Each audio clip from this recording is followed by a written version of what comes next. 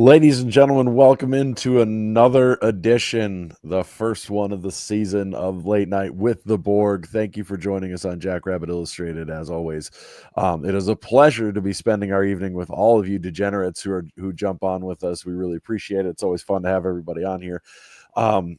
We are also excited to say thank you to our title sponsor at Jackrabbit Illustrated of Kubota Dealers of South Dakota, with locations all over the great state of South Dakota. There's always a place near you to get into some Orange equipment today. They've got all the parts, services, and equipment you may need for your house, your ranch, or your homestead. So head in and get some stuff from Kubota. As of now, we still don't have a show sponsor, but we do have a couple segment sponsors who we'll be bringing up later in the show.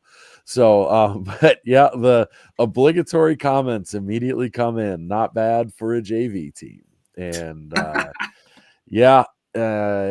would say the game looked it looked like a varsity versus a JV team. Just the varsity team stubbed its toe a bunch. Otherwise, really, especially the first half. Zim tweeted it out. I'll have to check my profile to see the numbers. It was like 299 yards to, gosh, what was it? To 46, I think, at one point. Yeah. Something like that. I'm just pulling it up here right now. Zim tweeted it. Yeah, 226 yards of offense to 36 in the first half. That is nutty. So that was wild on this game. I got a fly that is going to drive me nuts. I think Dakota Dome flies back apparently. Yeah, he's back and he's haunting me, which fair enough. I probably deserve it after some of the crap I've talked over the years. Zach McKinnell saying the UAC might be the second best conference in the FCS. Boy, they're kind of looking like it right now. My God. But then again, maybe that Mercer UC Davis game we thought was between two really good teams wasn't, because holy crap, Mercer and Davis, what's going on right now? Mercer losing to Presbyterian College, the Pioneer League, and then Southern Utah losing handily right now to Utah Tech. That is not an ideal start for either of those teams after they looked really good. But yeah, the game tonight, though, that's what most of us are here for first. On the scoreboard, it wasn't a blowout by any stretch. Obviously, 20-3 isn't anything that anybody's going to write home about, but we are. Depends on what numbers you're looking on those scoreboards. Right. We are spoiled as a fan base because, just quick rundown, total first downs, 7 for Sacramento State to 28 for SDSU. Rushing yards, net, 24 yards for Sac State. 240 for South Dakota State, 4.3 yard per carry average for SDSU, 1 yard per carry average for Sacramento State, for a go-go offense that stopped all night and could not get it going on the ground, which they said they were going to be physical and all this stuff, and they did not. Now, if you take out the sacks from SDSU's rushing, they had 300 rushing yards if you take away the sack yardage, which is crazy. Julius, I don't even know if it was quietly. Julius Loffridge just had a hell of a game. That was wild. The defense was really on their game. Passing yards 190 to 107.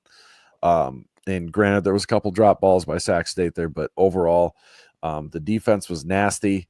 The offense just, there's things you need to smooth out, but coming through, everything that off season entailed, facing the much ballyhooed Sacramento State with their 73 FBS transfers and more stars than the night sky.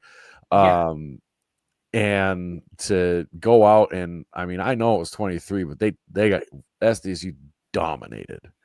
Well, SDSU absolutely. When the largest amount of yards you have for your team is punt yards by a good margin, that's not bad. Yeah, that's a bad day. Total offense, Sacramento State had 131 yards. total offense. They had 231 punt yards. Good Lord. So that was phenomenal. The trenches, SDSU really flexed their will, even though they did struggle, I think, in the second half. Sac State saw something, and they changed something up and got a bunch of sacks. So that needs to be cleaned up, along with a bunch of other things. Really, you look at a lot of the way this first game could have been. It could have been against a Pioneer League team, or could have been, an FBS game, and you look like USD, and you don't really learn much, or it's a Pioneer League team and you blow them out and you don't really learn much because they're not testing you. This turned out to be a really good test, I think, for the team going into Montana State, to uncover a bunch of flaws, things that need to be cleaned up, red zone offense, finishing drives, everything else. Jordan Fink says, Isis back at OC was glorious. Really makes me feel our offense last year was incredibly vanilla. Isis was awesome. The end around that he called on fourth and goal for the touchdown, what a call there. I mean, that takes some guts to call one of those. He was really awesome. But yeah, overall, I personally feel happy. I understand how people could be frustrated because of what was left on the table, but in the end, you win 20-3. It was never really in doubt. The only fear you had was a big play popping off at one. They hit one of those deep throws. Otherwise, obviously, you want to finish every drive you get inside the 20. Obviously, you don't want to fumble the football, all those things, but it's game one, bunch of new pieces working together, and I thought it went pretty well. Yeah, well, by the way, welcome to the new the studio Borg, I guess, if you will. Not quite finished yet with it. I apologize for this light. I do have a different webcam. I need to kind of set it up higher, but I'm actually on a long story. I'm on a different version, so hopefully this will change and I won't have this light in a awkward position here. But you might see me to the side. I've actually got the for those who saw me, I wasn't officially in any official capacity. I was kind of having some fun tonight, but I am editing some video from the game, which hopefully we'll be able to put up on the stream here in a little bit. And I also want to send that off to some friends as well. So you might see me while Brendan's talking here, editing some of that video. So hopefully we'll have that on the stream as well. But you mentioned, you mentioned the JV. I would less call them a JV team and more like a poorly coached freshman team, honestly, at times. I mean, that was it just I'll tell an interesting story. Some of you might have noticed this. I tweeted a photo, and I know Zimmer had mentioned this. The first person I saw when I walked onto the field was the former Coyote coach, Bob Nielsen. He was there with the AFCA.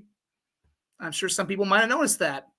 And I chatted with him a bit, obviously talked a little about what had happened with USD, and we got into a little of the what we thought of the two teams. And I'm not going to go fully into what was said, but, I talked with you in the tailgates. I talked with some other fans out in the tailgates, which is something that I got to do for the first time in about 13 years.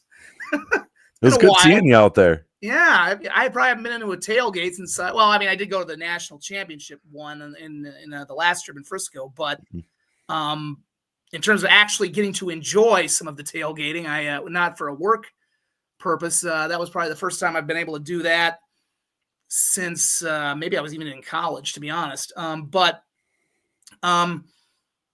Let's just say, as I told a lot of people, I thought this game could maybe be like the Incarnate Word game, the first one a year ago, where maybe they hung with them. Maybe it was a competitive game for a half, and then we see SDSU kind of just use the physical advantage. I'm not going to say exactly what Bob told me. He didn't disparage either team. He was really impressed with what SDSU had already put together for a relatively short time period. Let's just say the impression I got from him was that he knew this game was not going to be particularly close, or that he was not particularly impressed with anything Sacramento State had. I know he was technically on the Sacramento State sideline. I think he kind of knew what was coming in terms of Sacramento State not being that good. So shout out to Bob Nielsen. Bob knew ball, and I think he knew what was coming when a lot of people thought maybe Sacramento State was actually going to, with all the athletes they had, be competitive for a little bit. It was not. It looked, another person I know said, I won't say who, but said it just looked like 11 guys kind of playing for themselves.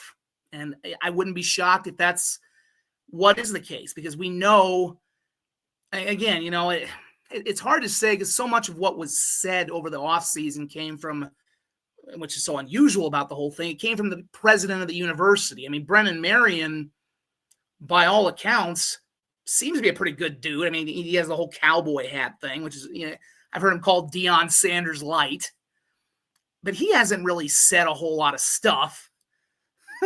I've heard, yeah.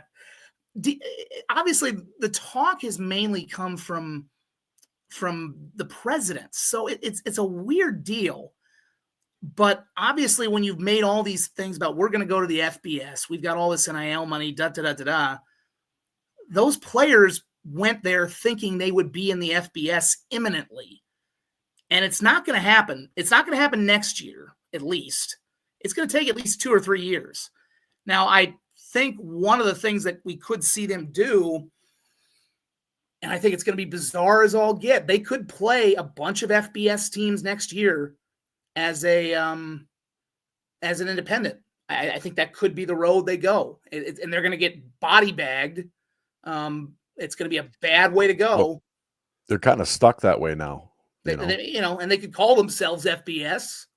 They'll make a decent amount of money. They just won't play a whole lot of home games.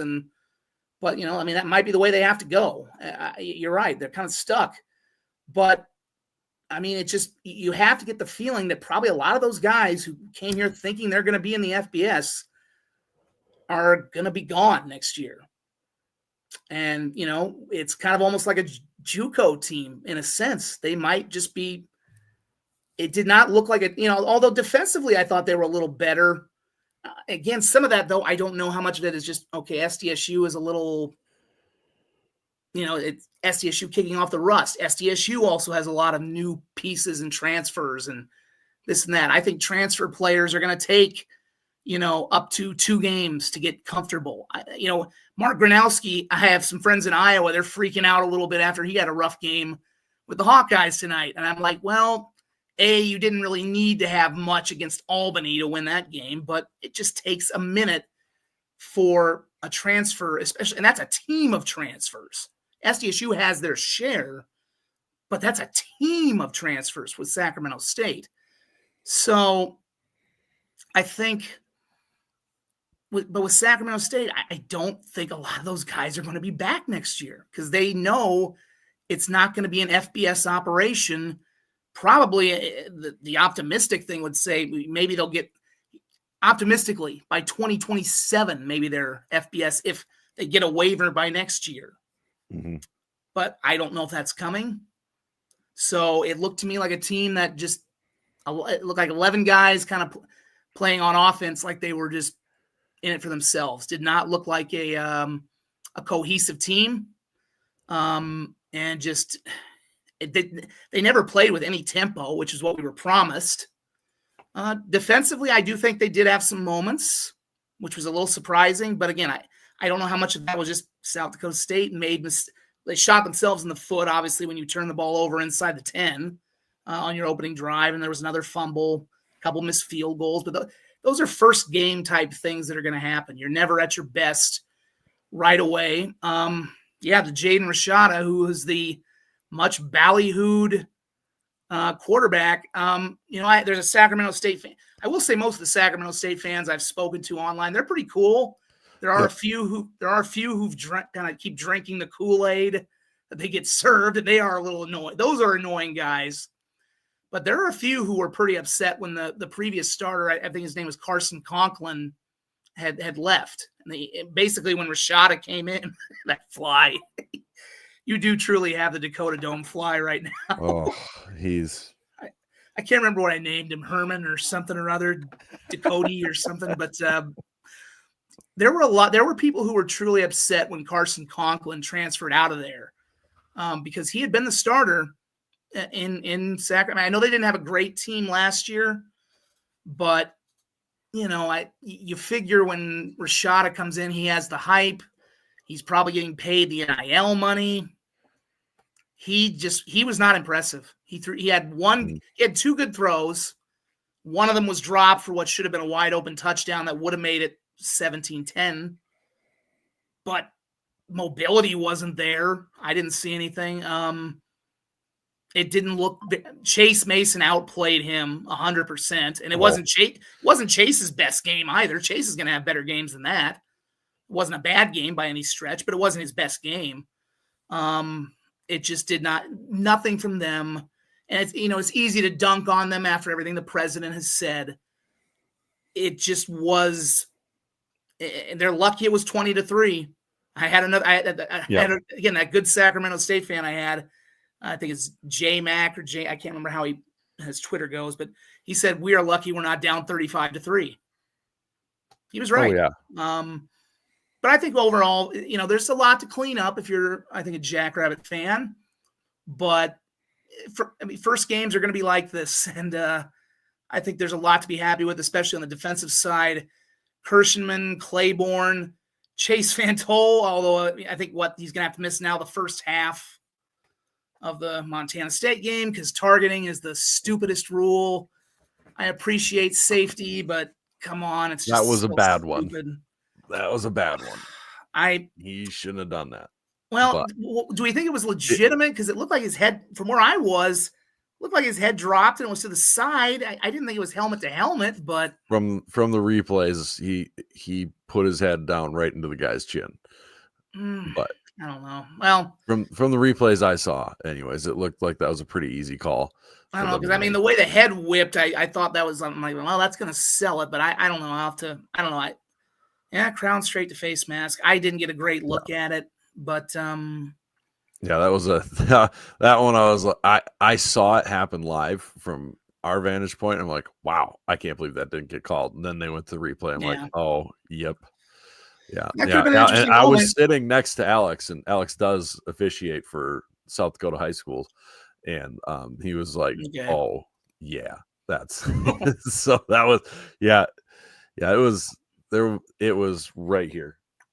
So yeah, I kind of want. I mean, from where I thought I thought he went to the side, but then I guess you do see the replay, and it does maybe look like he gets him a little bit in the face mask. The thing that gets me is the extra half. That kind of drives me nuts. But yeah, or give him a quarter. Give him a quarter when it's in the fourth quarter or something.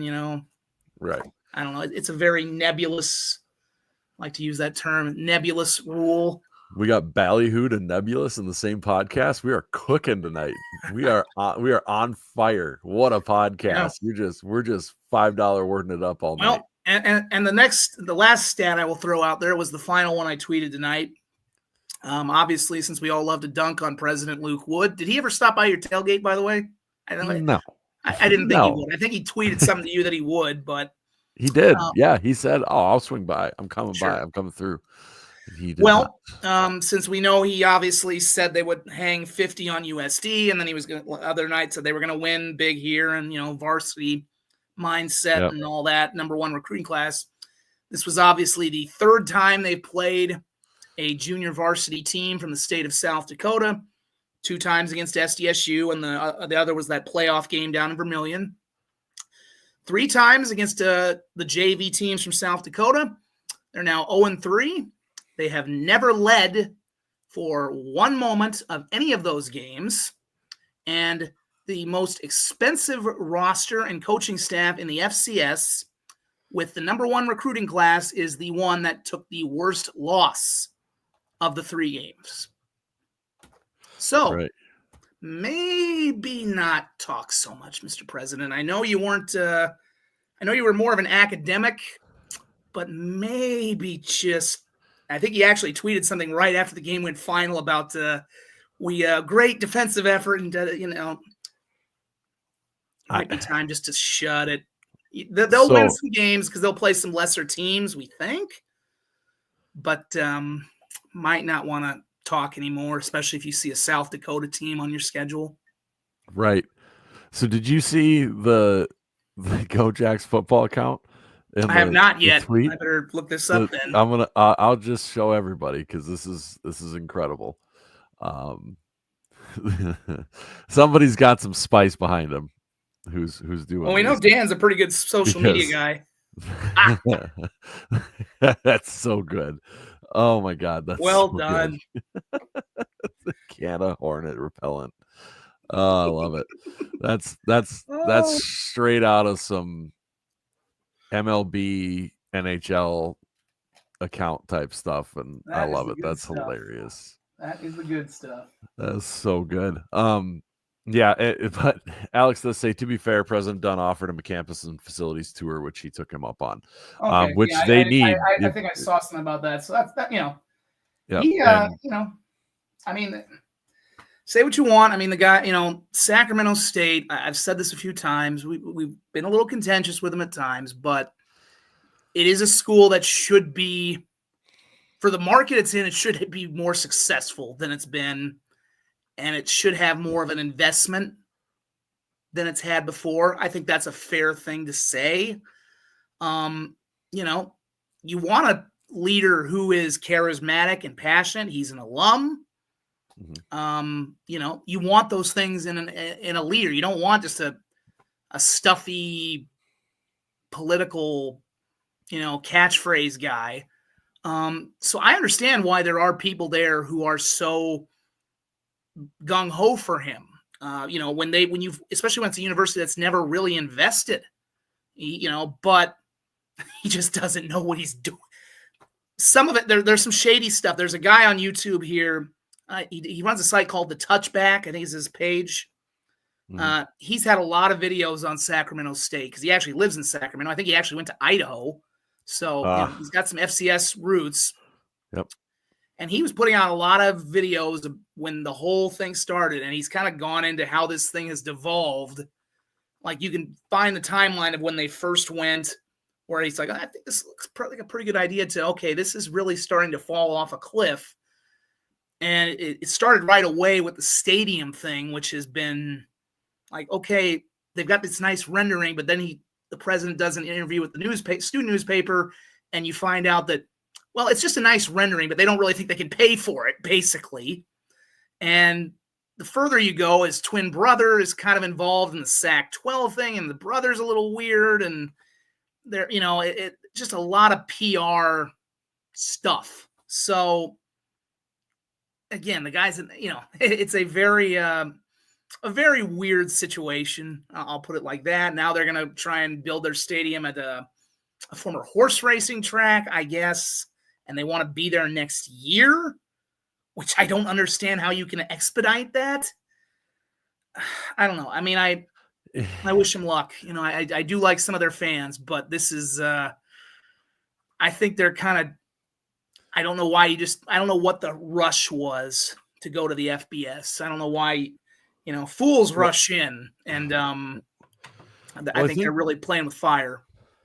I think it's great that a school did that, though, because you have all these fans that are for different various FCS teams. They're like, we need to push harder for FBS. We need to be loud and let them know. It's like, no, this is why you don't do that, because you end up looking like Sac State, and you look foolish, and you look like you've got a big mouth and all these other things that you don't want anything to do with. So, don't do that. Yeah. So, yes, Daniel, I brought out the big guns. We got the bug assault here, and we're gonna finish this stupid fly whenever he doesn't show his stupid face anymore, but we're gonna take care of that. I have not. It's been a little while yet. I have not seen that fly at the Dakota Dome, so maybe he did transition over to your place. I don't know how he gets there. He's about to have a bad night. So Garrett says NDSU take note. To be fair to NDSU, they don't do, their fans do, and fans are going to fan, but their administration is not out here stamping their feet saying, we're done with the summit, we're done with the Missouri Valley, we need a big sky. So anyways, I think it's got, I've said this and I think you've kind of echoed it at times too. It's like, I don't think it's a coincidence that the athletic directors at SDSU, NDSU, the Montana schools kind of say almost the same exact thing when they talk about FBS. Don't know anything for certain on that, but they're rivals, quote unquote. They are rivals. They are rival schools. But when they're kind of in lockstep about something, I kind of think there might be something to it. And of course, there was that clip we heard from the Wyoming athletic director, Tom Berman, the other day on Nate Brown's show, where he just kind of basically said, I think someday this is all going to split. I'm kind of paraphrasing and dumbing it down a little bit, but eventually this is all going to split off, and then that decision will be there for the Dakotas and the Montanas. Again, I think when you hear the athletic directors of the Dakotas and the Montanas kind of saying the same thing, tells me they're probably in a little more lockstep than we realize, as opposed to over in Sacramento where they're just like trying to do it a different way that I don't think is,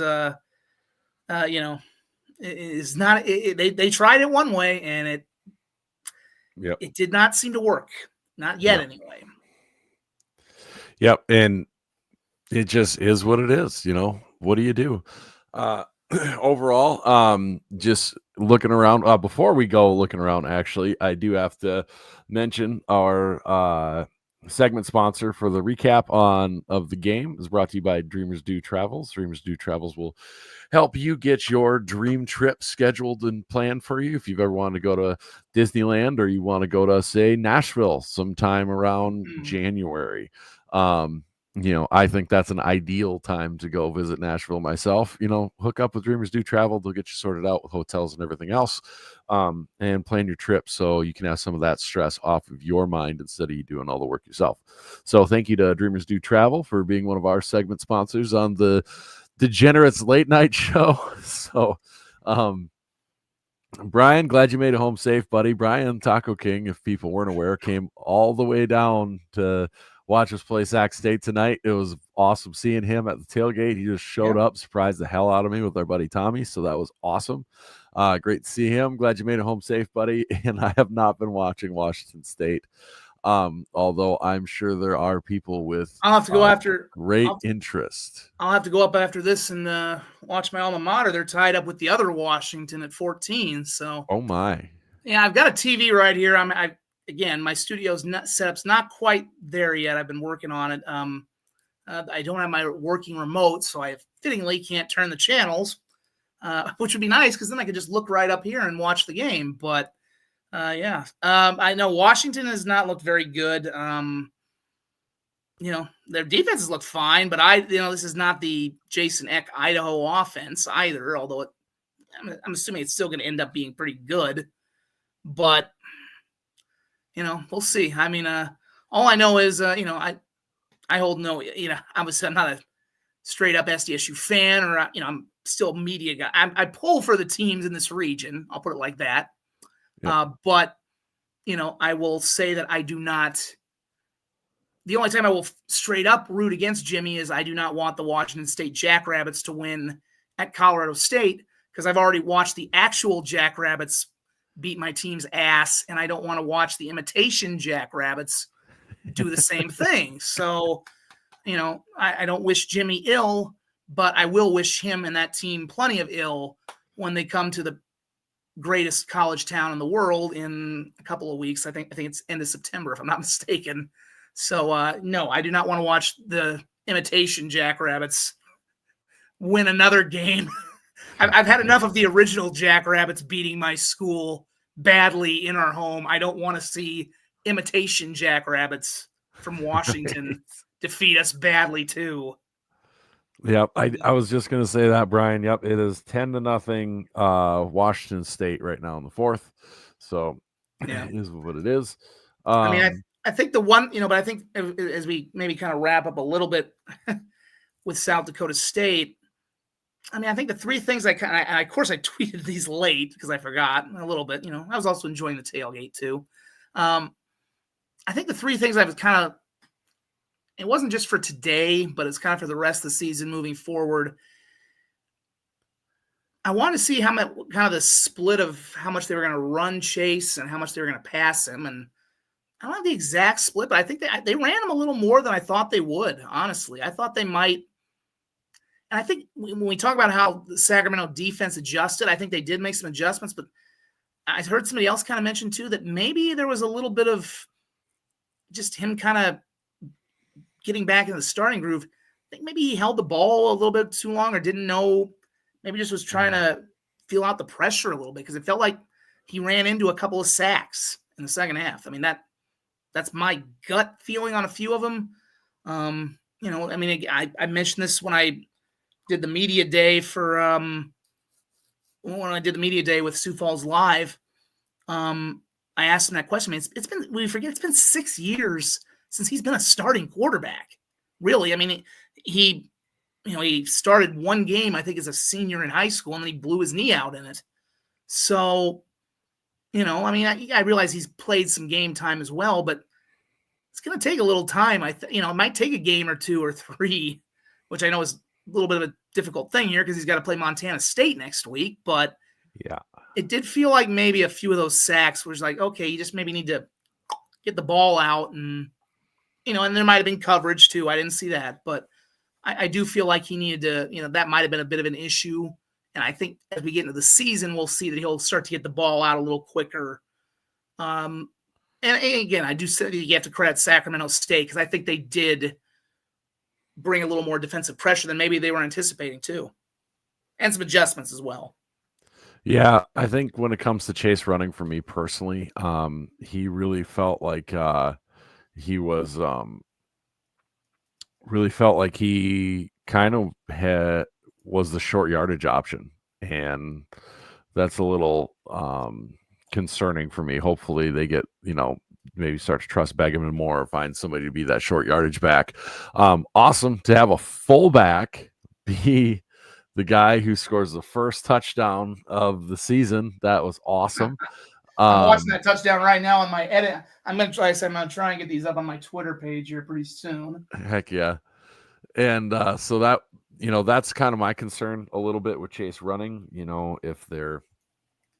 if he has to be our short yardage threat, maybe that's a little concerning for me.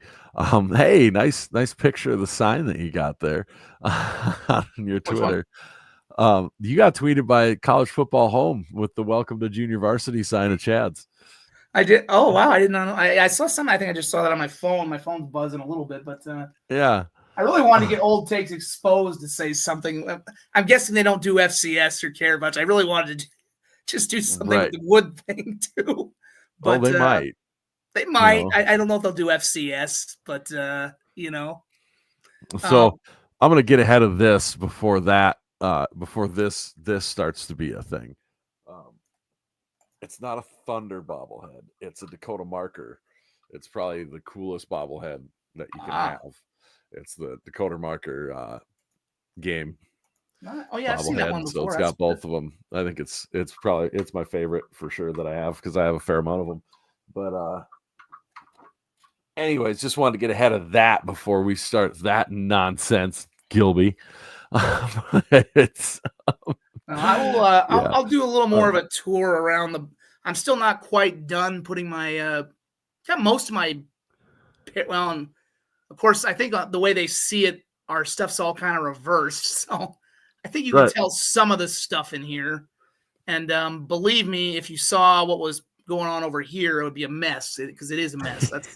That's not good. Eventually, I'm going to do some kind of video of a walkthrough of this cave because I got a lot of memorabilia up here. There's actually some Jackrabbit stuff over here.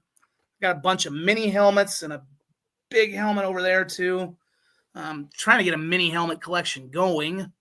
Got a nice little I got a fun thing I'm trying to finish up here. I got to get it set up, but got the SDSU and USD mini helmets, and there was like this, and it's like a little mini game, like a pegboard type game, and it's like the shape of the SDSU football field with the checkerboard end zones. So I'll have cool.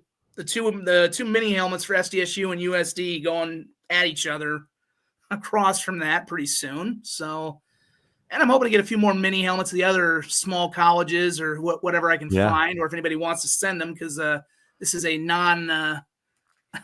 Again, I know I've tweeted out that I'm doing a little bit of work for Sioux Falls Live and Midwest Sports Plus, but just to be clear, I'm part-time. I'm just freelancing. I'm not full-time yet. So I graciously accept donations, and finding the mini helmets for a lot of these schools is tough. And they're expensive. Yeah, well, I think, yeah, that is true. Some guys from USD actually sent me a really good eBay page where they have some really good ones. They're like $50, and I'm like, oh, sheesh, that's a little much, guys. But I think the only ones I've really seen are like the SDSU, the White Rabbit ones. They're at Shields, but it's been tough to find anything. And like, I'd love to find like an Augie or a USF or these little guys. Yep, those guys. I've seen those. Yep. And that's the one I do have. But yeah, I mean, it's been a little difficult. Yeah, if Idaho's really outrun, that's a bad sign for. Boy, that was one of the talking points we had at the media day. Was, man, all those SDSU guys, and I don't want to. I guess it's going to come up inevitably, but all those guys who left SDSU to go follow Jimmy, like not one, like if one of them stays, you're going to be the feature guy. And they all fall. Inevitably, one of them is going to lose carries or fall on a depth chart. And if they're getting outrushed, I got to look up the stats here. And yeah, I'm like, if they're not, Angel Johnson, I think was listed as the starter. I know Kirby Voorhees got some pretty negative run for a comment that was. Oh yeah. I mean, yeah, was not smart. Yeah, that's going to be interesting if they don't have a good rushing offense with all those guys and they left here where there is a more and to be fair, Wazoo had always been a pass first. I mean, they were obviously, you think of the Pirates, Coach Mike Leach had been there. So it was never a run team. But this is a place where running backs have been able to go to the NFL, play in the NFL, or at least get on practice squads. I mean, if you gave that up, and I understand relationships with a coach, those things are different. But man, if you gave that up and you go there and you don't have success there, you're going to be, that might be, some of them will probably move somewhere else because that's kind of the nature of the transfer business anymore. But man, that's an interesting start to the season against an Idaho team that was not particularly good against the run with Jason Eck and Dan Jackson running the team. I can't imagine they've improved that much with those two gone. Certainly against an FBS team that you'd think would be a little bit better, but we'll see. I mean, we'll see what happens. Still a lot of time left in that one. And I think the other two things that I really wanted to see from SDSU, and it's still going to be interesting moving forward. Secondary. I thought they played, I don't know how much of a measuring stick today was because this Sac State team just seems to be a. Yes. But somebody said earlier, gosh, I forget where the comment was, and I apologize to who made it, was exactly that. It was something along the lines of, how much do we really know about this team after this game? And it's funny because I had said going into this game, is we were like, we're all going to learn so much about these teams. It's like, I think we learned things definitely for sure about SDSU. But on the same token, there's a lot to learn yet. You don't know really who a team is till week 4 is over and you're into like week 5, 6, because all the games after that, it's, well, this wasn't so good, but we'll find out who this team really is against this team, and we'll find out who this team really is this team, and everything else. And that's kind of my, I think what we know about this team for SDSU so far is the O-line is completely capable of being road graders. I think it was hard for them and for Chase in his first go as a starter to not have any real film of what the defenses do or do not do in certain situations made it difficult for him in the second half when they made adjustments, and the O-line and the offense in general. But I think, man, you give them, I don't know, give them 5-6 games. I will not. This would not be a team I'd want to face. Yeah, and I think I think the secondary did fine. I think Oliver, there was one wide open touchdown that was dropped. Whatever. I mean, they'd also lost Van Tol, so they're losing one of their top defensive players at that point. Oliver, the transfer from Buffalo, had the pick. Thought he looked pretty good. We'll see. Obviously, you figure they're going to have a much tougher test next week out in Bozeman when there's going to be 19,000 or whatever. That'll be the home opener for them. You kind of throw their result against Oregon out today because, it was Oregon. And I think the third thing that I think is really, 21-21. Yeah, my Rams are hanging in there. I'd be freaking out a lot. It's easier for me to not freak out about that now when it's, I think Lawfridge, like caught. I messed that up a few times at media day. It's like Lawfridge. I've heard is the thing. I think the other thing I'm a little concerned about, and it's going to either win them games that will be critical or it's going to cost them games that'll be critical. It's the special teams. Namely, the punting we didn't really see a whole lot of. The kicking, obviously, they just added the guy from Northwestern College in the NAI, Eli Stater, 2 for 4 on field goals. One of them was kind of long and he hooked it. The other one was a little more makeable and he didn't get it. I mean, I think that's the one. I think special teams is going to be kind of a story for this team all year because Hunter Dustman for the last 2 years, it was kind of underrated how he locked it down. Really 3 years, honestly. 3 years. I mean, after that first season in 2022, when things were a little shaky at times, he really locked it down the last 2 years for them. And how they kind of have to start over, and that's a little scary. And then we're also talking about punt returning too. Again, a lot of those things we just didn't really see a whole lot. I think they fumbled one return, didn't they today? Or did they muff one? I can't remember. They muffed one and on one of them. Yeah, I mean, this is, it's first game, early season, stuff's going to happen, but these are the things that late in a season, they will be critical. And if you're going to make a national championship run, and especially as much as we think, as much as the FCS is kind of, the temptation will be to say, oh, it's going to come down to the Dakota schools and the Montana schools in the semifinals. And it may Large just got hurt. What was that? Tucker Large just got hurt. Oh, Christ. Crikeys. Oh, boy. But, as much as the temptation is to say it's going to come down to the four, and maybe UND's now in the mix after they darn near beat K-State. But, even if it does come down to those 4 again or those 5, okay, when it gets to that semifinal time, those games are going to be close, and it may come down to a field goal. It may come down to a return. So, to me, that's going to be something that's going to be a running storyline, I think, with SDSU all year. They've got to figure out – they got to get that's got to get better throughout the year, I think. Yeah, without a doubt. I do think the punter was pretty good tonight, yeah. The kicks, like one's a 49-yarder, had plenty of leg. Yeah, plenty of leg. That one I think you're fine with. 49-50. Granted, a guy for Iowa State hit a 63-yarder today.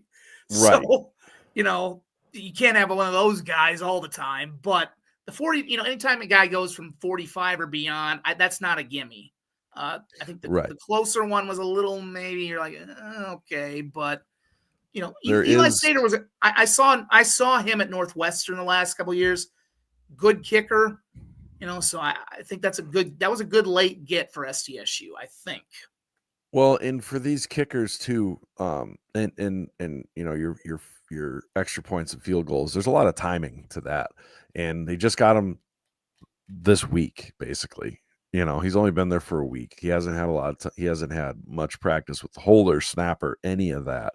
So, it shouldn't be terribly surprising that he missed a couple field goals. This isn't the pros where you've got that much time to be able to work on this because it's your job.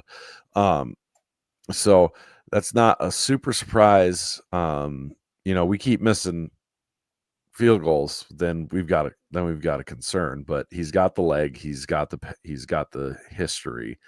I think you just got to give him some time to come around. But I do think you're right that it will be a conversation until he starts making a bunch, in a row, and some longer ones too, probably, honestly, if you want to quell that. The punt return fumble just felt like sloppy first game of the year play. First game jitters, all that jazz. But yeah, that's definitely got to be high on the list of things that you want to button up. You are going into Montana State, who just got embarrassed, and it's going to be their gold rush game, and those sort of plays are not going to fly. I do think, you brought up UND for a little bit there. They had a hell of an impressive showing today, and I had picked them as my dark horse in the conference. And yeah, and boy, that showing sure made me feel good about that pick. So it'll be curious to see how they go, because I like their coach and everything. And I was going to get into that, but Tony says I want to give props to the crowd noise. It looked like the crowd rattled the sack QB on the first couple drives. They were in the north end zone too, not even allowed aside of the stadium. I can attest we were pretty riled up at the start of the game. I will also say I think the crowd really lost its mojo. When the second half started, and to be fair, there wasn't a lot to cheer for. A lot of the student section left too. I started to notice. Yeah, they petered out, but there was probably 75% of them there still as I look specifically in the I don't know, probably the midway through the end of the third quarter, which is good. So but yeah, I think the crowd was great in size. I think the first half the crowd was great. Second half left a lot to be desired. Like everybody, kind of stopped paying attention to the game almost. It was kind of weird, the amount of people we had walk in front of us while plays were going on and all that. That was kind of wild. So but yeah, so I don't know. But going around the FCS, I do want to point out the Pioneer League, of all places, got 2 non-Pioneer League FCS wins. And the one that specifically is surprising is they beat Presbyterian College beats Mercer. Yeah. What? That's crazy. That's absolutely nuts. Oh, SoCon. People are going to love that. Yeah, oh yeah, SoCon gonna get beat by the Pioneer League apparently. And I think I mentioned that at the start of the show. UC Davis has turned it around and are winning. Another one that kind of raised my eyebrows is West Georgia. Another one of those UAC teams that was brought up. I'm pretty sure they're UAC. They are a transition team from Division II. They didn't win any D1 games last year, I believe. They were in a lot of them, though. But they come out that's for their going to be opener. A program that over time, because they got some good backing there. Yeah, and they came out and they beat the piss out of Samford. And I know Samford's not supposed to be anything special, but they beat them 34-3. And so that kind of adds on to some not great results. NDSU absolutely had their way with the Citadel, which I watched a little bit of that. First quarter had some East Tennessee State vibes from last year because it was nothing, and actually Citadel ran it, got to midfield, and then pretty much they couldn't move anything against the I mean, it was just like it was what we think JV versus varsity. That's kind of what it looked like the rest of the way. The NDSU's defense looks really good. I mean, again, early season games. It was raining buckets there early on, so I think that affected things. Cole Payton looked a little off, maybe nerves too, but he looked pretty good as the game went on. They got really good receivers there. He's going to run. Maybe it's a little bit because we've now got another lefty quarterback, obviously with Aiden Bauman, because with Peyton being lefty. So maybe it's just that we're not used to seeing left-handed quarterbacks that often. Right. He puts a lot of air under the ball. He will float a few, which it just looks a little weird. But I think maybe it's just because we're not used to seeing a lefty quarterback that often outside of the guy we see down in Vermilion.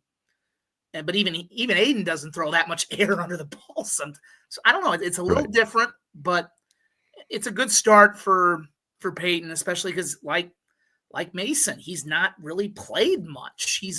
He's been basically like a specialist, and then he got hurt in the Dakota Marker game last year and was lost for the season. Mm-hmm. So, another guy who a little bit easier game for him than what I think SDSU had, because I think Sacs, we can, talk about Sac State all we want, but they are probably better than the Citadel, I would hope. Yep. Yes. Yeah, but I mean, I will say it is I kind of wish SDSU could play a few of those games down, because some of those places, I mentioned this yesterday when I saw a picture down there, it's just some of those southern eastern stadiums are just, we've discussed this, like, or with the Ivy League schools, the architecture, the culture, I don't know that I'd be able to go on one of these road trips myself, but I would love to go to these places and yes, just sample the culture, see the stadiums. It just looks so cool.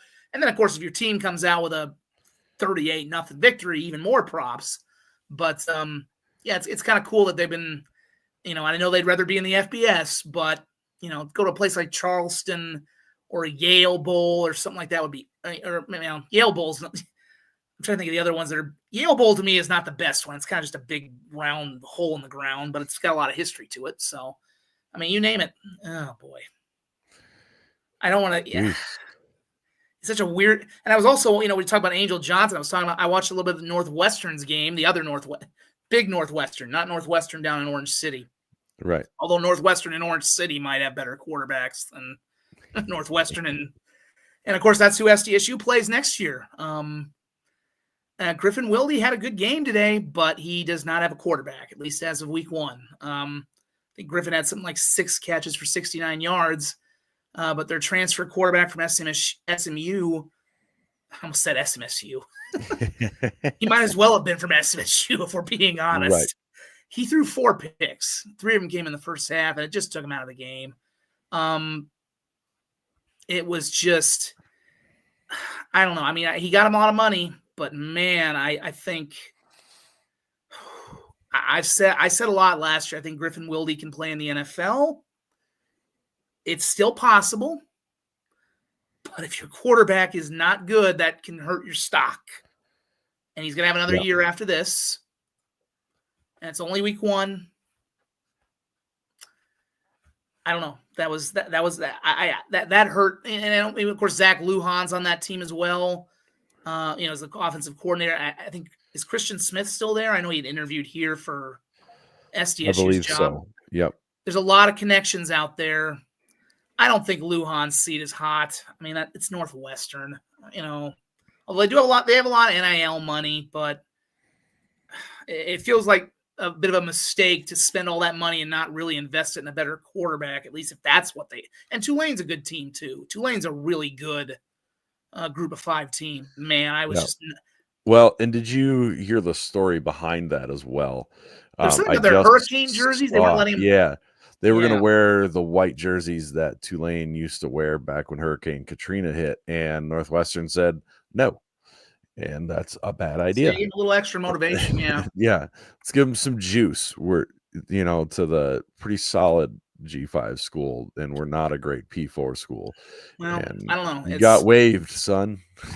Well, and the other game we haven't really mentioned yet, but does deserve some, obviously, was what happened with USD down in Ames. Did not go well. What do we got there? It's a bug assault. Well, I did mention the fly, so I guess it is the Vermilion fly. Yeah, I mean, the Coyotes, again, as I've said many times over the last 2 years, when you play a FBS game, it's kind of similar to when you play a Division II game. It's not the best measuring stick. Sometimes even if you win, it's not the best measuring stick. I think USD's offense is going to be fine. I think they've got concerns defensively. I think Iowa State's a really good football team, and I don't think it helped USD that they had to play Kansas State the week before because, unlike if you're playing – normally Matt Campbell doesn't really show a whole lot when he plays an FCS team. It's a pretty vanilla playbook, but he had to show everything. They had to put everything out there last week when they played K-State. So, I think USC's got some concerns on defense that it'll be curious to see how they move forward. The rest of their non-conference is soft. They should go into Valley play 3-1 because they should win at Lamar next week. They've got 2 more home games. They'll be 3-1, but I think their defensive. They lost a lot on the defensive line and in this defensive backfield, and they had some dudes on the defensive line and the defensive backfield, and I think that's where they could not stop Iowa State. They just gave up, and that's a good Iowa State team. I think that we talked about Oklahoma State last year, and that team kind of devolved. I think Iowa State, because I think Matt Campbell's right now a better coach than Mike Gundy, number one. But I think Iowa State is shoot your eye out, kid. Yeah, I think Iowa State. I haven't seen that. I'll have to look at that Lamar score here in a second, and I will probably roll my eyes at that. It was 66-0. I'm actually looking at the South because there's a couple Southland scores I want to shout out that are, it's not impressive. They're just kind of landmark wins for the conference. I guess we're gonna learn who won the Drake and Lamar beef this year, and it's gonna be South Dakota because they're playing both of them. Right. And poor Drake, they've got to play both South Dakota and South. I think it's in back-to-back. It might be back-to-back weeks. I'm not sure. Well, have you heard of Mercyhurst's schedule? Oh, I know that. They have because last year they played Montana State, but they've got like the schedule of death this year because they're obviously coming here. They've got Sac State. Who else did they play? It's I know it's a crazy one. It is also I believe Montana State again. Yep, Montana. So Sac State, Montana State, SDSU, and Youngstown State. Yeah, I don't know who they're having a bad day. The Lakers, for anyone looking forward. Well, Erie, Pennsylvania. That's right. Well, I guess the pride of Erie.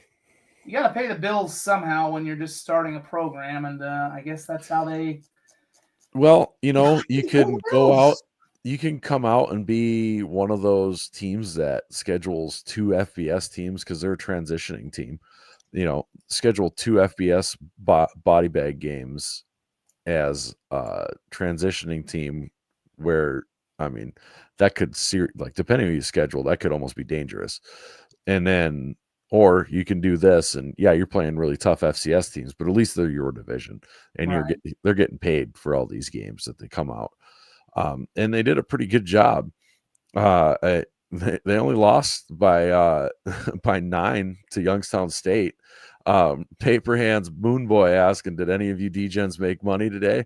I got my balls kicked in on every one of my picks. It was awful. I picked USD to be close because it was a classic trap game.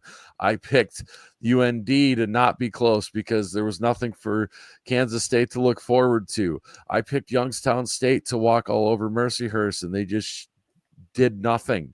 I picked Indiana State to cover whatever they were supposed to cover, and they managed not to against something called McKendree. I picked Illinois State to stay close to Oklahoma. I might have backdoor covered that one, but I'm not sure. I picked the Citadel to keep it close with NDSU because it was at home, and by close I mean within 25, and they lose 38-0. I picked Northern Iowa maybe covered the spread, but they were losing for a stretch to Butler. And we've got Idaho tying it up. Did they tie it up? Good. Yep, I think the only one that I hit on was SDSU not to cover the line that we had, because the line we had was 20-some points. And I hit on Southern Illinois beating the dog piss out of an NAIA transitioning to D2 team that they scheduled called Thomas More College. Otherwise, I did not have I a hear great that. I think it's St. Thomas More out in Rapid City. Right. But quick for the Southland teams, because this is kind of cool. Northwestern State hadn't won a game since like 2021. That's and shocking to me. God. Sorry for Coach Fred, because we love us Coach Fred on Jackrabbit Illustrated, but Northwestern State comes away with their first victory in 20 games. Oof. And finally gets a W against Alcorn State. Shout out to them, but also shout out to UT Rio Grande Valley, getting their first program victory. Yes, they were playing Sul Ross State. Who cares? It's their very first game. They had no program last year, and they won. And they didn't just win; they won the way an FCS team should win that game. They won 66-0. Which does raise my eyebrow a little bit, because I've shared on Twitter, if anybody's seen it, the facilities they put in down there. They look like they want to build a legitimate. They want to build a program, and listening to the SoCon. Now Kevin's gonna be pissed at me. Now listening to the Southland commissioner on with Sam Herder on his interview this week. If you look up where UTRGV is, it is nowhere. It's the Mexican border on the basically furthest south tip of Texas, where there is a large population base. And there's no competition for Texas standards of any kind, really. There's no G5s around them. It's basically just them. In Brownsville. And they're putting real facilities up. Sounds like they sold a ton of tickets. And you're in Texas. So, I mean, there's you no are in Texas. There is no short, even if it's the weirdest part of Texas. We got a Division II score there too, Montana, or actually an NAIA score, Montana Tech in Western Montana. But even if it's the borderlands of Texas, you're still going to get good athletes coming in there. And I mean, I've seen that, and it looks like a really cool setup. And it's going to be, I will say, it's going to be really freaking hot down there, because it's like I think of El Paso in that area. That's but if you want to market to the crowd that doesn't want to play in the winter up here, there you go. Well, they are quite a bit closer to some ocean than El Paso is, so maybe they get a little bit of that to temper it out for them for the climate. That's some other scores I saw too. I mean, Eastern Incarnate Word got their first win, 31-21 over Eastern Washington. And they looked bad, according to friends of the pod on site, Kyler Neal and the Rev. You remember him as the man in the bunny costume, but they were on site for that game, and they could not believe how bad Incarnate Word looked. Well, it was 24-21 Incarnate Word at half, and they only got a fourth quarter touchdown to kind of ice it. But I mean, obviously, either Eastern's maybe starting to turn a corner, or Incarnate is every bit as bad as they were last week when they were just mulched in the Louisiana Heat at Nicholls State, who was a big underdog in that game. I can't remember how they were. I don't know. I mean, and of course, there was a lot of hype coming into the year on Incarnate. They were fifth, I think, or so, and it just is not. I don't know. That's an interesting one, and obviously we mentioned the UND score. I think we kind of covered most of it. I was going to look at the rest of the Big Sky. Of course, the opponent, and right now 10-10. I don't have the CW up on my thing now. It says there's about 19 seconds left. The new ESPN game tracker is a little stupid, by the way. So I think if they don't have it on ESPN, they don't have a very good game process there. But I think it's there's really nothing to get out of that Oregon Montana State game, because it's Oregon, number 2 Oregon. The same thing I would say with at USD getting. I think Angel probably did lose his starting job. Who knows? They are in field goal range, so I'm curious to see if maybe this means what this will mean for Idaho. I mean, obviously they lost Jason Eck. I mean, that's still a program that has resources, passionate fan base. They should be a program that is, if not in the upper, I'm not saying they should be up there with the Dakotas and the Montanas, but they should be comfortably quarterfinals, something like that. I don't know. But they've got enough to still be a very good program. It shouldn't be like the Paul Petrino days when they were, that was god awful. And even Idaho State showed a pulse last year, and I think they lost today. But, so there's some. They got beat pretty good by Southern Utah today. Yeah, that's not encouraging. But Southern Utah has been on the rise, and honestly, shout out to the UAC with both of the FBS scalps for the FCS so far. With Tarleton Tarleton beat Army, and then they had their other win just today. Austin Peay didn't just beat Middle Tennessee. They beat the piss out of them, 34-14. Let's go Peay. Let's go Peay. Awesome. So shout out to them. The UAC, they're having a good day. I'm still a little perturbed that the Summit/Valley didn't add a couple of Texas schools in the last.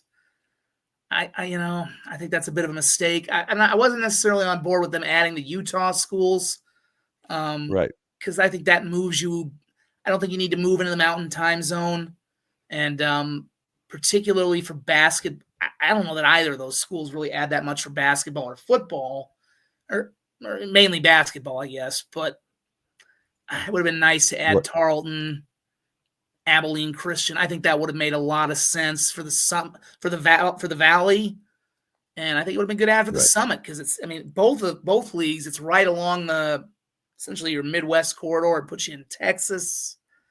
Even if field goal good for Washington State. So, even if Tarleton is gone pretty soon to FBS, Conference USA, whatever, I think you bring him in and just you strengthen your conference for the now, and then you worry about the later. Right. And, and again, with that new deal that they've got where, the Summit League is essentially kind of tied at the hip to the Valley, I think it would have made a lot of sense for everybody involved, but I guess not. We'll see. So, maybe they'll find a way to get Rio Grande someday, and I don't know. That'd be kind of weird. Well, that's the tough thing, is if you are the Summit League and you've been a revolving door of schools in that conference, and just the picture of instability before conference realignment was really in full swing. This goes back decades that the Summit League has had teams join, leave, join, leave, join, leave, join, leave. They're almost the Conference USA of mid-major basketball, and really a lot of people would probably argue low major basketball, and that makes it difficult to attract established Division I programs to the conference. It's just reality. It just is what it is, and it makes it difficult to attract teams that you would like to add to change that image. But I think they said something like CUSA has had something like 42% of current FBS members have been a part of it. Summit League's kind of like that for Division I, going back to the Gateway days or whatever they called it. All right. As promised, I do have these SDSU highlights. They'll be posting here in a couple of minutes. I'm just loading them up right now. So we have about 4 minutes. Nice thing too was I want to address this from TUL. I'm probably the biggest proponent of the Patriot League west of the Mississippi. Lehigh, without going through my ballot yet and checking what my top 25 would be, should not be a top 10 team yet. They've got a lot more to prove than just beating Richmond, a Richmond team who lost quite a few people from their roster. And yes, do I believe the Patriot League is capable of becoming a top 3 conference in the FCS here in short order? Yes, once you get Villanova added as well, which is happening. We all know that's happening, but it's not quite there yet. So I'm pumping the brakes a little bit. I am a big believer in the Patriot League. They've shown more success in the playoffs than a lot of other conferences that would argue that they are a bottom tier conference. So I'm a big proponent of the Patriot League, but I don't think the Patriot League's quite there yet. I think it's definitely going to, get there eventually, but they're not there yet. So the CAA is a dumpster fire. I hate the CAA. I hate everything about it. They make me angry. The only thing worth watching there is Rhode Island because I enjoy the helmets, and UNH Rhodey. because UNH just they have the history of being a good program, but since they've lost everything else, and maybe William and Mary, but then they added essentially the entire NEC and then tried to convince us that it's still a top 3 conference. And apparently they convinced the whole damn voting block of the playoff committee. So hopefully they figure that out soon, that's only one bid league. Ivy over the Patriot. If you'd asked me last year, yes. But as it goes along here, with my statement on the top 3 conferences in the FCS, we'll see how playoff results play out for the Ivy. I would probably put the Patriot over the Ivy, 3-4 years down the road, but we'll see. So, I think we're wrapping up. I am trying to load these highlights to my Twitter, but it takes a little time because it's about. Yeah. Oh, the nice thing is over an hour already. Yeah, we should probably wrap up my. Now, the other half about this, about me doing this down here is like you. I'm doing this in the home. The wife is upstairs. The kid went to sleep right away. Right. So, it is low. The other nice thing too is I don't know when when or why I've been a little critical of. I didn't really expect CSU to win. By the way, Tate. So I'll take a close loss. I never expect CSU to win anything except maybe basketball. We were almost in the Sweet 16 this year. So, upsetting a Big Ten team, that's a big deal for a G5 as much as it is. It would have been nice. FCS. Well, God knows last year, I think we opened with Texas last year and it didn't go so well. So we lost like 66-3. So I'll take 31-21 against Kalen DeBoer's old team, and Kalen DeBoer might be looking for a new team at this pace too, because yikes for Kalen today. But no, I'm trying to. The one thing I noticed too with Twitter is that at some point they removed the 220 video block. You can actually put more video on there now. Oh, yeah, I've got 4 minutes and 20 seconds of video from the game tonight. But that also means it's taking a little more time to load. So, right. Not sure I will have that up here in time for us to show. I do have that lovely clip that I posted of Mr. Van Tol going. I need to hear that with Leroy Jenkins on it. I need that for my soul. Just Leroy Jenkins over the line. That was so what I think what happened on that play, in my opinion, is he thought the running back was going to cut block him, so he was going to jump over him, and he did not go to cut block him. So he had to really jump over him, and that was nuts. That I couldn't believe what I thought there was going to be a penalty called on him, because without really focusing on it, it looked like the leaping calls that you'd get on a field goal, and I wasn't sure if illegal on a defensive play anymore or not. It was the Troy Polamalu over the line, except it was well after the snap happened, unlike the way Polamalu would do it, and that was wild.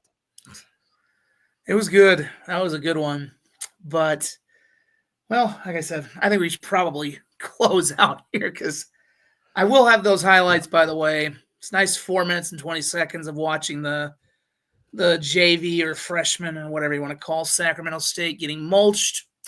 But it was a good night, good start to the year for us. We both got back at a reasonable hour. And for me, this is kind of a new deal. So we'll see how that goes. But,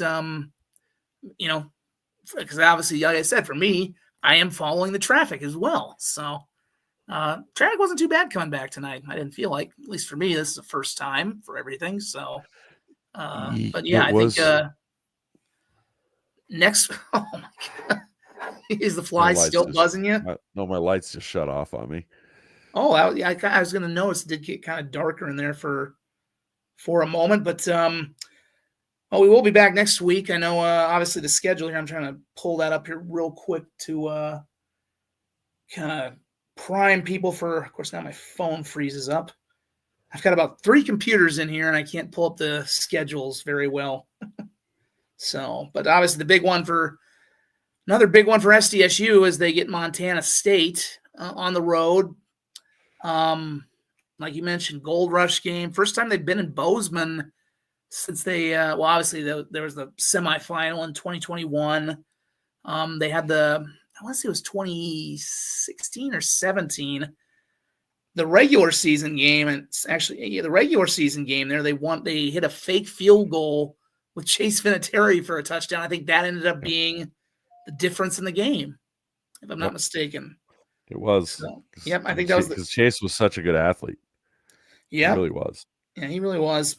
So that's that'll be kind of the big game. I mean, that's probably the big. I don't think there's much doubt that's the big game in the Valley next week in the FCS. Really, you'll have North Dakota State at Tennessee State, which is going to be at the Tennessee Titans Stadium.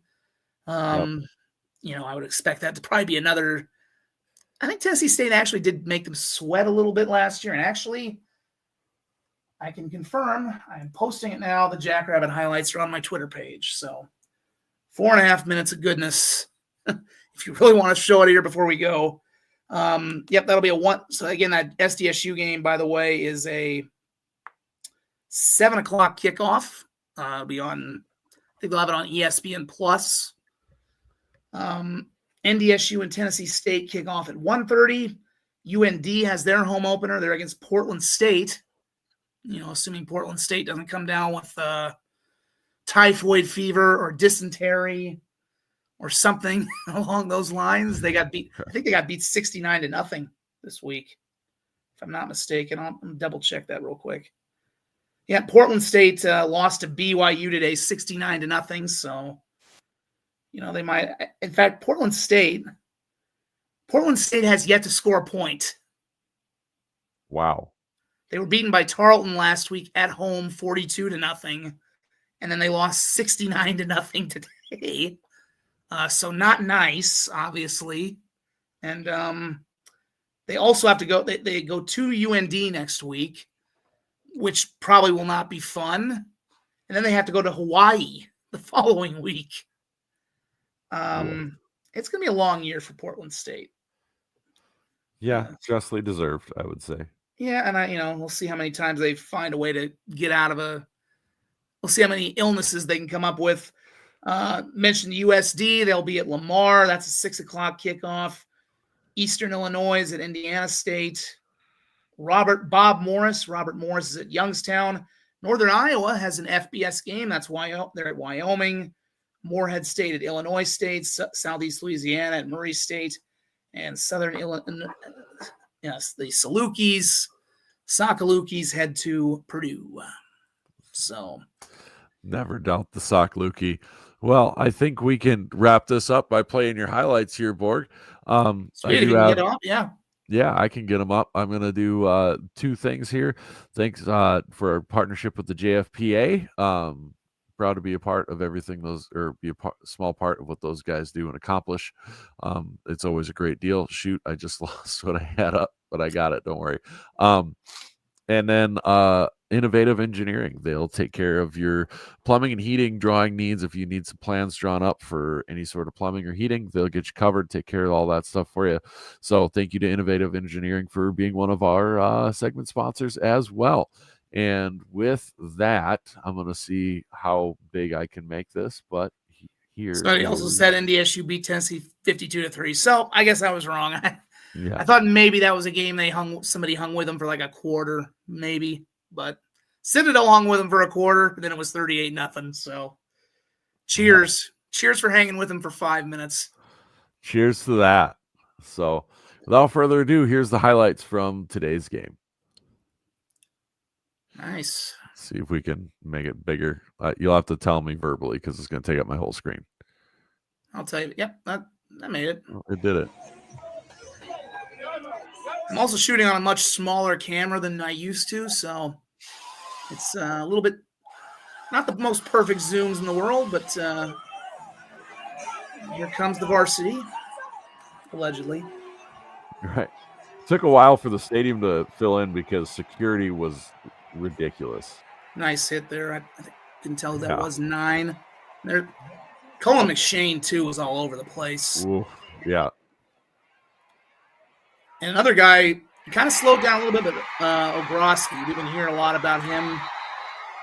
Yes. Just phenomenal. A little weird seeing him with number 1, but very good day.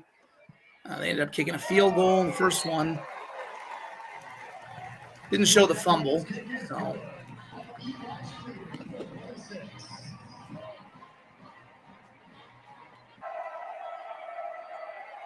There's McShane again. Just they were hitting hard.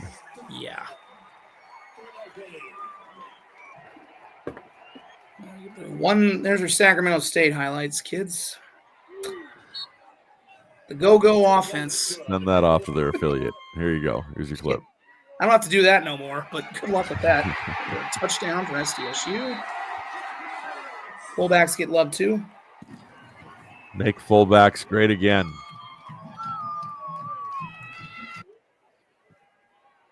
This is probably Lawford's best run of the day. The Yeah. beast mode run. God, he's powerful.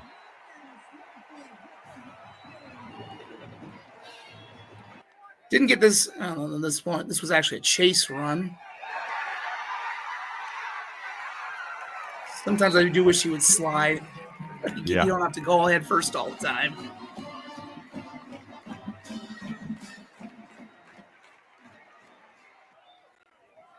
Didn't quite get this as well as I wanted, but you're right. This was a heck of a call with Groski on the jet sweep. Yep. Unfortunately, that's the end of the touchdowns. Yep. Defensive highlights here on out. Mostly, yep. I believe this is the Oliver pick. Great pick, but he should have knocked it down. It cost him about 40 yards because it was. Yeah, that was basically just an arm punt from Rashad because that was a 4th down. Yep. If I remember right, I was surprised they were even going for it, but in hindsight, it made sense. I guess if they were just going to arm punt. Right. And this might be. There it is. There it is. Boom. And he gets back up, makes the play anyways. God, that was nuts. He literally took 2 people's soul in one moment. I don't even know what goes through your mind if a guy jumps you while you're trying to block him. I don't. Again, yeah, that was the one. No, I don't think that was the. What? No, was it? Maybe that wasn't the targeting. I don't know if that was the targeting or if that was the. I think that was a different one. Oh, it might have been different. Yeah. That is a nice cowboy hat, though. Props to him for getting a headset to fit over a cowboy hat. I think that was the targeting. Now here's the one they dropped. Yep. I mean, you're not gonna put that any better. I mean, a little behind him, but I'm really proud of that defensive back for not doing the seatbelt thing after that play. Who's 26? I can't remember his. Well, that's Lawford's. My mistake. I thought it was. Yep. Yeah, and then one more field goal on that will be the. That'll be the wrapping it up. Incidentally, I won't be shooting every game I go to. If I do, I mean, Drake and Mercyhurst, I don't think I really have to worry about too much. Highlights. Maybe I think I might just that one. I might, if I want to actually enjoy some real. I had some people offering me shots, and I'm I want to actually do that. I will not be shooting. I will not be on a sideline. That's probably. I would like to keep. I would like to keep the credential I have, and so I cannot partake that much. But a good way to end this show, because something we couldn't quite do as well when I was in the old Dakota News nowadays. Good way to end the show with some highlights. So, absolutely, hell yeah, I like it. I love it. Start to the year. It's a great start to the year. We will see you all next week after the Montana State game. and we'll see what happens. Keep in tune with Jackrabbit Illustrated all week. We'll have shows, wrap-ups, and previews all week. So thanks for joining us, guys. Have a good night. Have a good one.